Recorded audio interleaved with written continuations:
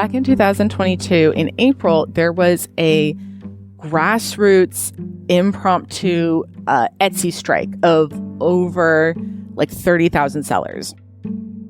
This caught my eye when it happened. I even made an episode about it that summer, episode 385, if you're curious. I had reached out to strike organizers for an interview then, but needless to say, they had a lot on their plate. Then I got an email a few weeks ago. My name's Chiarra, and I am the executive director of the Indie Sellers Guild. Chiarra wanted to let me know what the Indie Sellers Guild had been up to over the last almost 2 years, and I jumped at the chance to talk with her. I'm Tara McMullen, and this is What Works, the show that rethinks work, business, and leadership for the 21st century economy. Over the next month or so, I have sort of an impromptu series of episodes coming out that look closely at the so-called creator economy, the precarity of platform labor, and how we could do things differently. Today, we're going to think about organizing indie labor, a monumental task that's critical to protecting workers and small business owners in the 21st century economy. The April 2022 strike of Etsy sellers was inspired by a post on Reddit calling for an Etsy seller union. The Redditor in question was Christy Cassidy, a corset and costume designer and now president of the Indie Sellers Guild. And it just started picking up traction. People got really involved. They're like, let's do a strike. And in 4 weeks, they went from a handful of people on Reddit to a petition with 29,000 Etsy sellers and another 60,000 supporters signing this petition. They got a ton of media coverage. All of this was actually before Chiarra got involved. And then I saw an article that was after Etsy strike organizers looking to form union. The title was better. And I was like, oh, that's exactly my combination of things that interest me, because I love handmade stuff and crafting, and we're very pro-labor, pro-union household. My husband's in the IBEW. So I was like, that's the thing I want to go find out about. And then I harassed Christy on every avenue of communication I could find about her from this news article. I sent her a Facebook message and an email and something else being how do I help with this? We'll come back to how the Indie Sellers Guild formed, what they've accomplished, and the challenges they've faced organizing a dispersed and non-traditional workforce soon. But first, let's take a look at another labor movement that involved women, cloth, and subverted expectations. In 1814, the first of the Lowell textile mills was built in Massachusetts. These mills revolutionized textile production in the United States, combining both spinning and weaving to facilitate mass production of cloth. The Lowell mills were known for something else, too: their workers. The Lowell system employed young women ages 15 to 35 as machine operatives. Women workers were cheaper than men and more reliable than children. Win-win, am I right? The Lowell Mill Girls, as they were called, would become major players in the earliest worker organizing in the United States. They became a potent political and economic force at a time when women couldn't vote and often couldn't manage their own finances or own property. But I'm getting ahead of myself. The Mill Girls regularly worked from 5 a.m. to 7 p.m. 5 days a week, with another shorter 6 to 8 hour shift on Saturdays. You wish to know minutely of our hours of labor. We go in at 5 o'clock, at 7 we come out to breakfast, at 7:30 we return to our work, and stay until 12:30. At 1 we return to our work and stay until 7 at night. Then the evening is all our own, which is more than some laboring girls can say, who think nothing is more tedious than a factory life. They lived in boarding houses run by the mill and overseen by a head woman or married couple. While conditions were, let's say, not ideal, the mill girls had certain privileges that they didn't have in the rural areas of New England that they came from. First, the mill operatives could learn from each other and the community. They came together for reading groups on self-improvement, made use of the local library, and organized lectures. Thanks to the digital archive of the workers' newspaper, The Voice of Industry, we know that in 1845, Dr. Benjamin Colby of Nashua, New Hampshire, offered 2 lectures on the allopathic, homeopathic, and hydropathic systems of medical practice. Another lecture featured Dr. C.V. Smith of Boston teaching on the senses, and another featured Mr. S.P. Andrews, also of Boston, lecturing on the phonographic system of writing. Second, the mill girls had opportunities to express themselves in ways staying on the family farm would have made difficult, if not impossible. In 1840, a publication called The Lowell Offering began circulating. The Lowell Offering featured essays, poems, and short fiction contributed by the mill girls. And third, their close quarters in the boarding houses opened the door to labor organizing. And organized labor they did.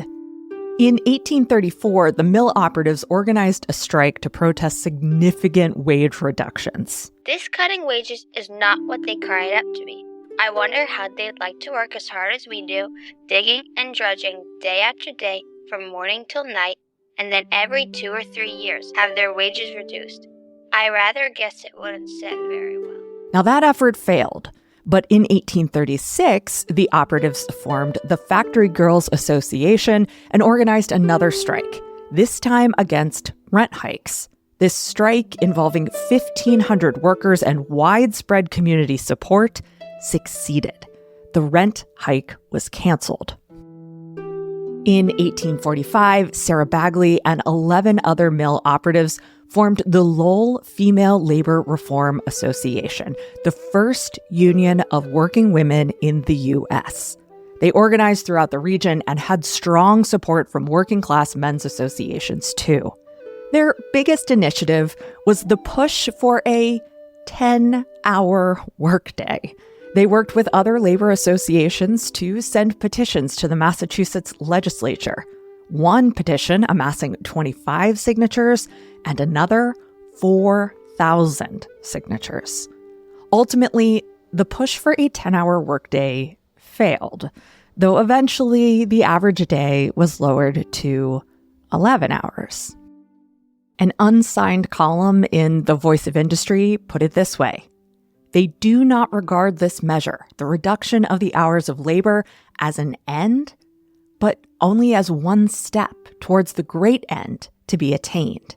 They deeply feel that their work will never be accomplished until slavery and oppression, mental, physical, and religious, shall have been done away.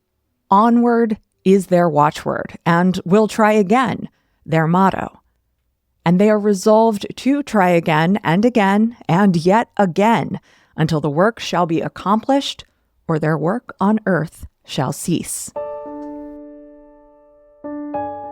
Now, eventually, the mill girls proved a little too troublesome for mill management.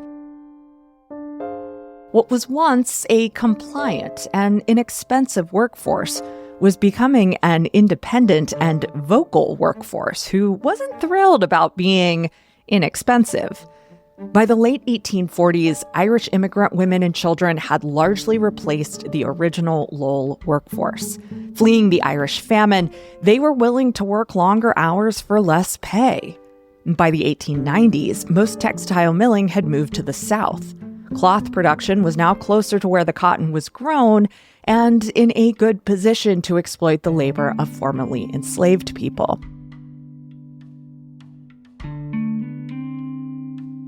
While the Lowell system ultimately failed and the women operatives went on to other careers as librarians, teachers, and telegraph operators, their activist spirit continued. Many of these women, and many more to come, became involved in the abolitionist and women's suffrage movements. The Indie Sellers Guild is part of this long lineage of worker organizing in its own special 21st century economy way. I studied theater costume design in college and really loved making historical clothing. That's executive director of the Indie Sellers Guild, Chiarra Lohr again. And so after I graduated, I did some work sewing for someone who ran an Etsy shop, and then I opened my own little business selling custom corsets and lingerie. And I had that both in person in my area, and then I did set up an Etsy shop. I will admit I was never very successful on Etsy itself because my items were all high price point custom made, and Etsy really isn't great for that. But that's my kind of creative indie seller origin story. I was doing my business mostly in 2018 is where I was really all right, I'm going to take a stab at this. And then I had a kid who never slept, and then COVID happened. So you can't custom fit anybody in anything and social distance. So that kind of stopped everything right there. And once we came out of that, I decided to focus on some other stuff instead of restarting that business. Etsy is a platform, and that creates a lot of problems when it comes to thinking about labor organizing and even who constitutes as a worker. Now, what is a platform? Well, Nick Srnicek, author of Platform Capitalism, puts it this way, quote, "At the most general level, platforms are digital infrastructures that enable two or more groups to interact. They therefore position themselves as intermediaries that bring together different users, customers, advertisers, service providers, producers, suppliers, and even physical objects. As a platform, Etsy brings together people who want to buy handmade, vintage, and small batch goods with the people who produce those goods. It facilitates listing items for sale, accepting payments, and communicating with buyers." Now, Srnicek also points out that platforms rely on network effects to solidify their position relative to users. Platforms become more valuable and harder to leave as more people use them. Etsy also benefits from network effects. As more people set up shop, more people came to buy. Once Etsy became synonymous with buying handmade, it became difficult to set up shop elsewhere. On the buyer's side, as the number of shops on Etsy grew, it made shopping elsewhere seem inefficient. No other marketplace could compete with the diversity of goods on Etsy. Finally, Srnicek points out that platforms seem to be mere neutral engines of trade. However, the rules of product and service development, as well as marketplace interactions, he writes, are set by the platform owner. As Etsy puts in new policies, it changes who's on the platform, how it's seen, what people end up selling, and how they change their business to try and adapt to that. The decisions that Etsy and other platforms make change the nature of what's on offer, who is successful, and how consumers are served. When Facebook announced its infamous pivot to video in 2015, media companies responded by building in-house video production teams and cutting costs on written journalism. The media being produced transformed, the structure of the companies shifted, and the people who did the work changed. When Google adjusted its algorithm to privilege longer articles and penalize content trying to game SEO, marketers simply responded with longer articles that continued to game SEO. Oh, and food bloggers responded by burying recipes under 1,000-word articles. So how do Etsy's policies affect what's being sold, who is successful, and how those businesses are structured? One of the big ones is they used to let you set essentially an indefinite turnaround time. Makes sense, right? Sure, some shops and products will have a super quick turnaround time, but plenty of other products might take months to make given the materials, techniques, and business conditions.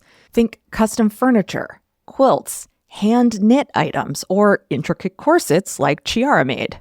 So, even if one item didn't take 3 months to make, you might have a backlog, right? People get booked out for custom work for months in a row. But now you can only set it to 10 weeks, and that's the max you can input. And after that, that order is late. Even if you've communicated with your customer when they'll actually be getting it and they're fine with it, in like the metrics Etsy looks at, your order shows as late. And if you have a whole bunch of these late orders sitting in your like shop queue, you can run into other problems with Etsy and their policies and stuff like that. To meet the new 10-week turnaround limit, shop owners needed to get strategic about their product selection and how their businesses ran. They might design products that were simpler to make or less customizable. They might hire less skilled production workers. In other words, Etsy shop owners had to think like mass manufacturers rather than the cottage industrialists that Etsy purported to support. In another big policy change, Etsy opened its doors to production partners.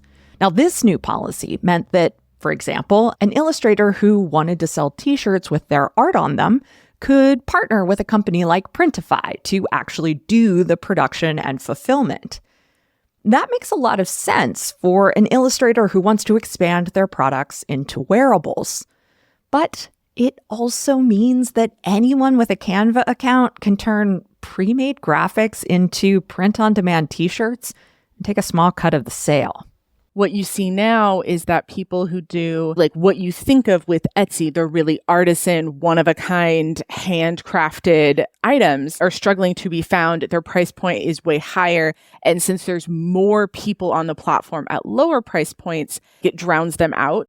Another unpopular change at Etsy was the creation of the Star Seller program. The Star Seller program on Etsy requires they updated it recently, so it's less bad, but it used to require you to respond to every single message you received within 24 hours. Initially, a shop earned Star Seller status by responding to customers' messages within 24 hours, earning consistent 5-star reviews, and shipping on time. Now, they've since eased the qualifications a bit, but the program has still had a significant impact on how Etsy businesses are run. Star sellers get a badge on their shop and listings that verifies them as a star seller. They also receive more opportunities to be featured by Etsy curators, and Etsy claims that star sellers receive more traffic and sales than similar sellers, according to its internal data analysis. Achieving star seller status can be quite a challenge for the kind of business we associate with Etsy, the one-person shop run by a maker, artist, designer, or vintage curator. It's pretty easy when you've got, multiple people running a reseller shop of things you don't make. And I'm talking about people that not like vintage reselling or the kind of, stuff that is allowed on the platform, but the people who are genuinely just moving product that they bought wholesale and then funneling it through Etsy very quickly. You don't have to do a lot of work on those orders, right? Your thing's already made because you're just reselling something you bought, not actually making anything. There's just things that where essentially quick turnaround and high volume of sales get rewarded, quick turnaround on responsiveness, on shipping things out, things like that, which of course is much easier to do for certain kinds of businesses, things with lower price points and higher volume and less work to make each individual item. And some of those businesses are, wonderful and fully, legit, allowed by Etsy and doing great, and props to them. But a lot of them are not. And then that makes it really hard for everyone else to compete. Let's return to the Lowell mills for a bit.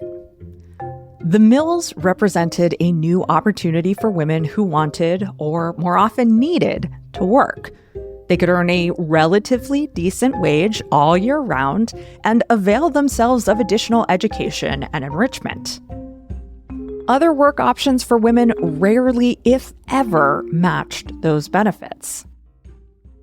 That gave the mills what economists call a monopsony on women's labor in the region. whereas a monopoly, the more familiar term, refers to a single powerful seller. A monopsony refers to a single powerful buyer.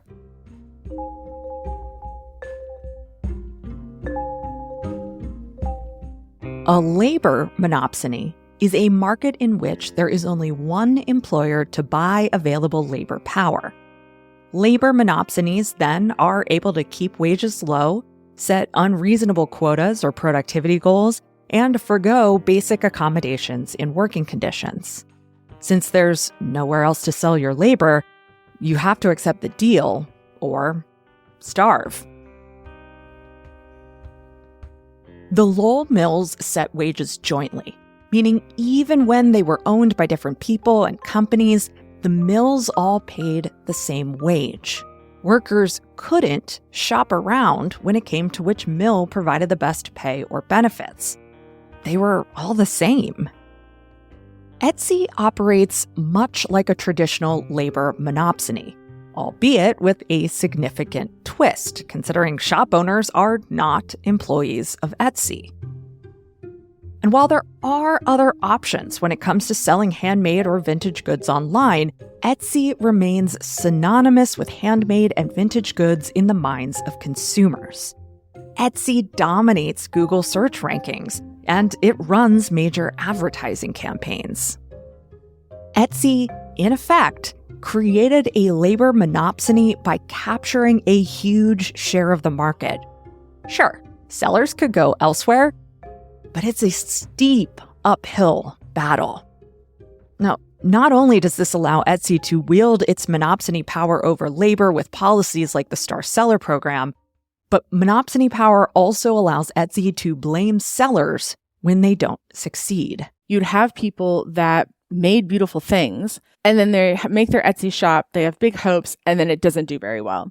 Just like the Lowell mills, Etsy advertises itself as an incredible opportunity. They knowingly set expectations high to recruit new sellers. And when those expectations don't pan out, and if you start Googling how to make my Etsy shop work better, things like that, if you start trying to dig around on the internet, you're just inundated with how to make your Etsy shop bring in 6 figures a month, how to improve SEO, how to make your listing titles more searchable, how to keyword stuff. Like, it's just piles on all these things you have to figure out and do and make, so that you do better, etc.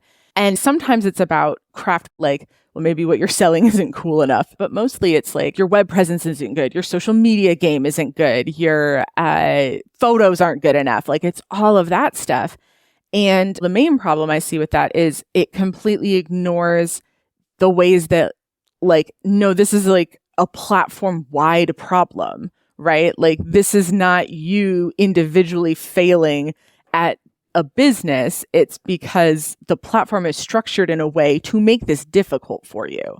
Like, competition is inherent in that, right? Like, the only reason you can succeed, like, if you make your SEO really good and you're succeeding by, like, drowning out other people who have worse SEO, right? And so it leaves people feeling like individually bad about themselves, right? That they couldn't succeed in creating this Etsy shop, this artisan small business that they really wanted. It makes people feel like just these individual fighting against everyone else in the big ocean of the internet to get attention, to get followers, to get purchases, instead of looking at, like, no, the whole system is set up to make other people money, not you. And that's not a you problem. Platforms bank on individuals doing whatever they need to do to succeed, often without considering others who are also trying to succeed. This internal competition makes it harder for users to see the common struggle they share with other users. Etsy sellers are alienated from each other, just as Substack writers are alienated from each other, just as Instagram influencers are alienated from each other. And that alienation makes it difficult to see how much power the users actually have as a group. Difficult, but not impossible. it's such a weird thing to try and like build a new kind of organization from scratch. We were working with the Emergency Workers Organizing Committee, the EWOC, which helps people like form unions and organize in workplaces.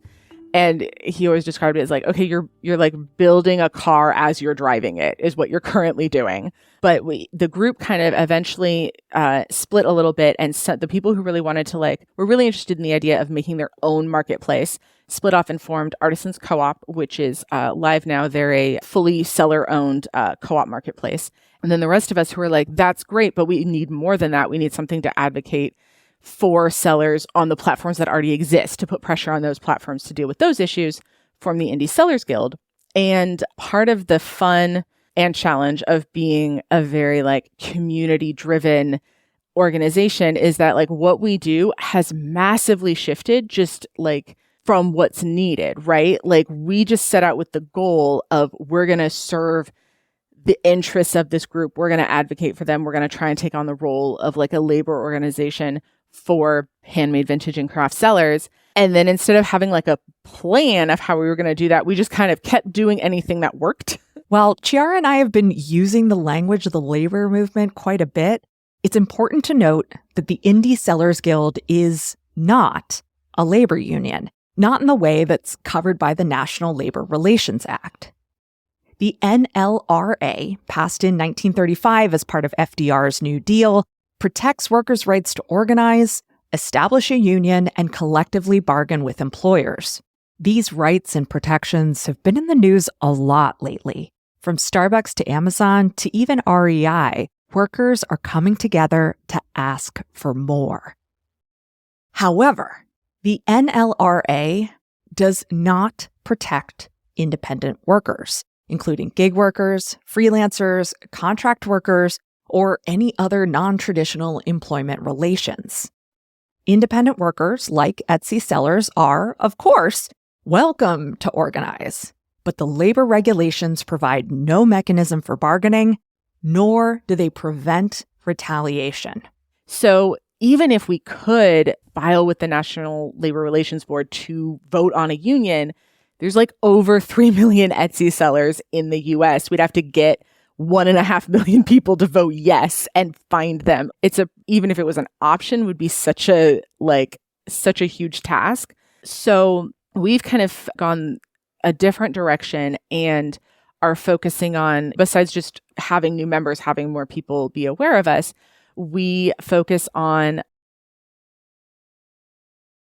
building up the strength of alternative marketplaces, because I don't think the answer to Etsy is another giant to replace Etsy. I think the answer is a whole bunch of smaller, more niche marketplaces.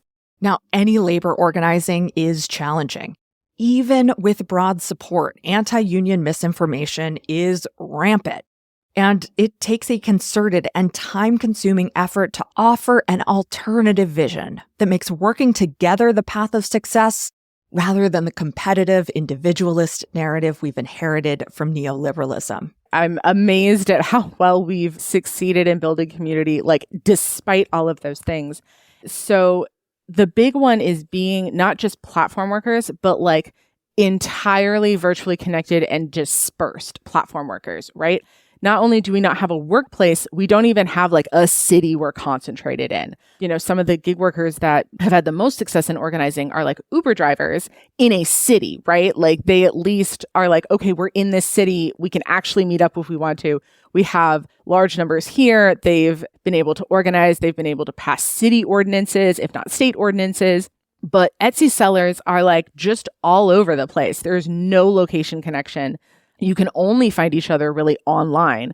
And that's the other reason why I've been doing a lot of work kind of networking with other like trade organizations for creative indie sellers. There's like the Vintage Sellers Guild. There's the Handmade Soap and Cosmetics Guild. There's the Craft Industry Alliance. These are all groups I've talked to that have been around a long time, have a large number of members. They're either a 501c3 nonprofit or like a trade organization.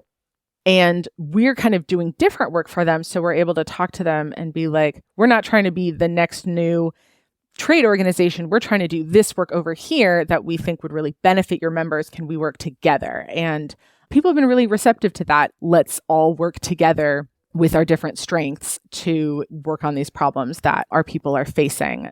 We also directly challenge Etsy and put pressure on them when they do policies that are really harmful. We helped put pressure on them over the summer over their reserve payment policy. Okay, here's what happened with the reserve payments policy. Essentially, some sellers deemed high risk became subject to a 45-day hold on their revenue. Etsy held on to 75% of every sale. It then passed on 25% to the maker after subtracting the full Etsy fees. I got into the weeds on how reserve payment policy works, consulted with a law firm, and Amazon has a reserve payment policy for the whole first year for any new seller. You know that when you sign up, right? That's expected. It's in the terms of service. Etsy took a bunch of sellers and were we're going to hold on to your money for 45 days after each sale to make sure there aren't refunds or chargebacks, but then give people any warning on that. So all of a sudden people just didn't have their money for 45 days. Shops that had been on Etsy for years and years without a problem. And we're all of a sudden we've deemed you high risk for some reason. We won't tell you the reason. And you now have this reserve policy going. So you're going to get 10% of your orders and you could get the money released to you when the order ships. And then when sellers were what's the reason? How do I get out of it? All they would be told is, well, here's a list of suggestions for how to get out of it. And here's the list of risk factors that might have caused this to happen, but we won't tell you in particular what caused it to happen or how to get out. We can't tell you your reasons. Just as a quick aside, the label high risk is often used to do financial damage to marginalized groups, especially as it relates to the type of work or business someone is in or their credit score. But the problem with doing anything about it is Etsy, like everybody else, has a forced arbitration clause. So we are working on it because they did have a period of time where you could opt out of arbitration. But to move forward with any kind of lawsuit, we're having to find sellers who were in the US affected by this particular policy who opted out of arbitration. And that's a very specific list. Thanks to pressure from the Indie Sellers Guild, among others, as well as significant media coverage in the UK, Etsy walked back the reserve payment policy from that initial 75% reserve to just 30% reserve. It's not perfect, but it's still a significant victory. The Indie Sellers Guild has also been working with Senator Tammy Baldwin on the Country of Origin Labeling, or COOL, Online Act. This legislation would require goods sold online to carry the same labeling that goods sold in person must, indicating the country in which they were manufactured. Now, while the bill has far-reaching provisions, the ISG believes that requiring this labeling would make it harder for resellers on Etsy to pass off their goods as handmade or even ethically made. The ISG is also working on a marketplace accreditation program based on the research they've done with their members. This program would establish parameters for fair marketplaces, accredit those that meet the parameters, and gather those accredited marketplaces into a searchable database to make it easier to find an alternative to Etsy. And just like the Lowell Mill Girls did, the ISG is also investing in education and member enrichment.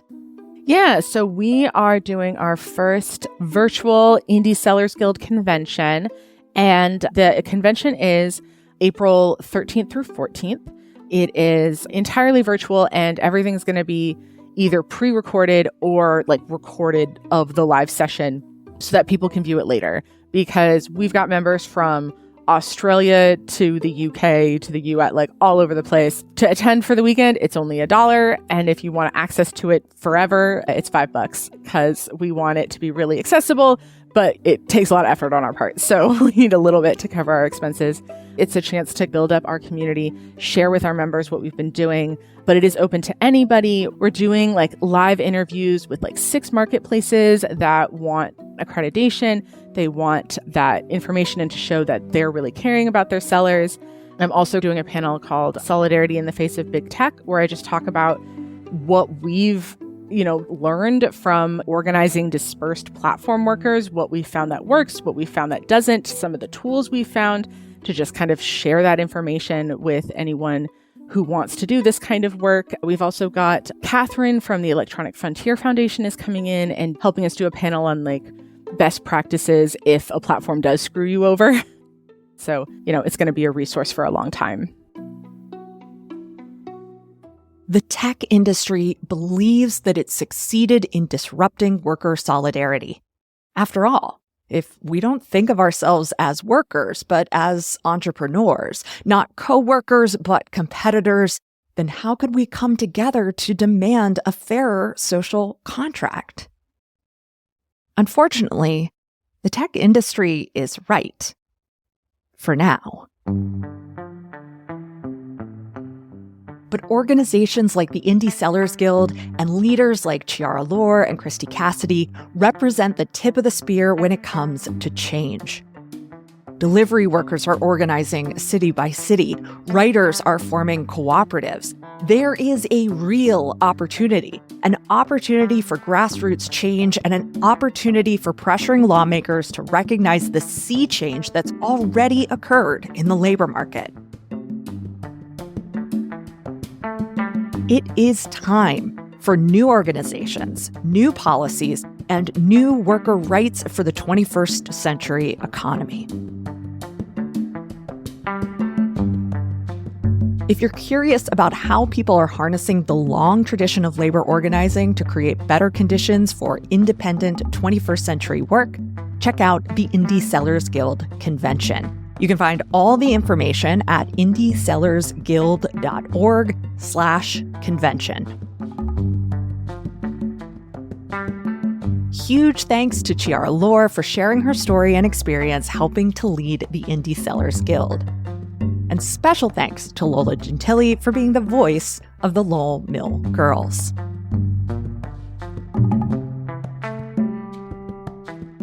What Works is a production of Yellow House Media, a podcast production agency for people changing the way we think about culture, creativity, leadership, and work. Our production coordinator is Lou Blazer. Our production assistant is Emily Kilduff. This episode was written and edited by me, Tara McMullen. Marty Seafelt is our audio engineer, and Sean McMullen is our fearless leader and executive producer. What Works is produced on stolen land. We're grateful to the Susquehannock and Conestoga peoples who stewarded this land for thousands of years before the arrival of white colonists. The Yellow House is on the unceded land of the Ktunaxa Nation and the tribes of the Salish and Kalispel.